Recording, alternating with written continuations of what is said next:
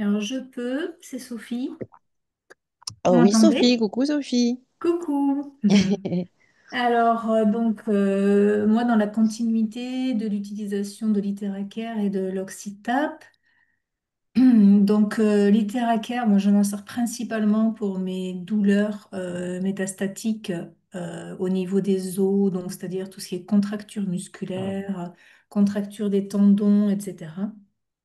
Là, c'est sûr que je peux pas m'en passer parce que tu vois, par exemple, l'autre jour, je l'ai pas fait pendant un jour et je l'ai vraiment senti, quoi. Les douleurs sont revenues enfin, voilà, sont revenues, étaient fortes. Mhm. Et donc, c'est vraiment, moi, j'utilise 20 minutes le soir au moment du coucher et 20 minutes le matin au lever. Voilà, et ça me permet, ben, du coup, maintenant, j'ai plus ma béquille.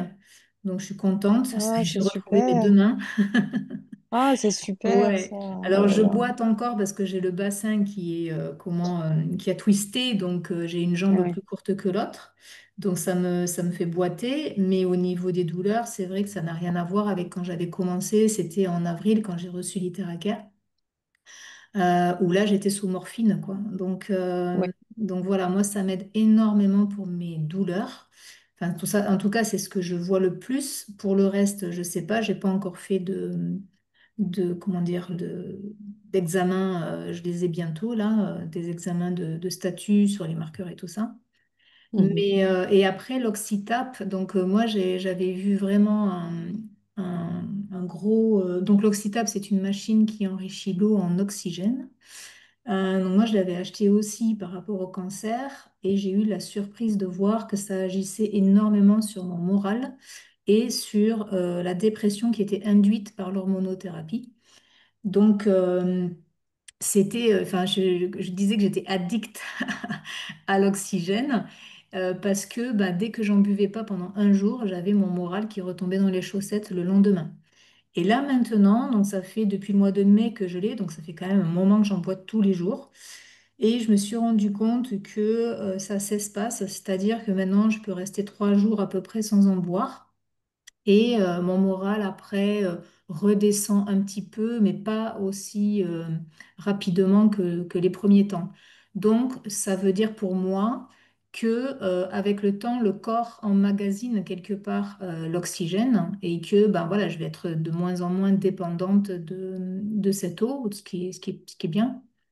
Et voilà, donc voilà pour mes petites avancées. Bah, c'est super. Je suis super contente pour toi, Sophie. Franchement, Ouais. de voir ces améliorations petit à petit, de suivre ça, déjà, c'est merveilleux pour toi. Et puis, c'est super encourageant pour tout le monde, hein. Ouais. Ah, je vois dans le chat, il y a une question sur l'inflammation du tendon d'Achille. Donc en fait, moi, c'est pareil, j'ai des inflammations du tendon avec l'hormonothérapie là. Et c'est clair que quand j'y souffle dessus, ben, la douleur, elle s'en va, quoi, hein, au bout de allez, 5-10 minutes. Alors après, bien sûr, ça va revenir quelques heures après. Ben bon, je ressouffle dessus et ça repart. Puis à un moment donné, la douleur, elle bouge, elle change de place. Donc ça évolue en fait. Et juste aussi une autre chose qui était impressionnante. L'autre fois, j'ai eu une crampe dans le lit à ma jambe droite. Et alors j'avais beau me mettre dans n'importe quelle position, ça n'arrivait pas à partir. Et, je me suis dit, mais oui, attends, fais-toi l'Iteracar. Je souffle et allez, mais en même pas une minute, c'était parti, quoi. La Ah crampe oui, était c'est partie. vrai que sur les crampes, ça marche super bien, Ah, hein. c'est impressionnant. Ouais, Ouais, ouais, ouais. Merci beaucoup, Sophie. avec plaisir.